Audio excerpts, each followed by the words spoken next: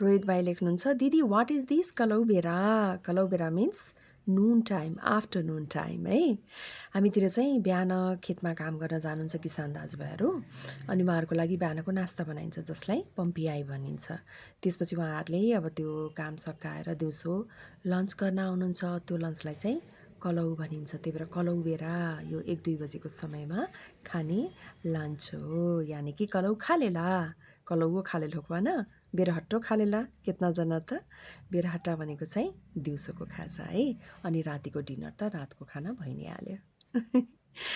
नौलो नौलो शब्द सुनिन्छ है हाम्रो गाउँतिरको टिपिकल ठेट यो भाषाहरू, शब्दहरू है।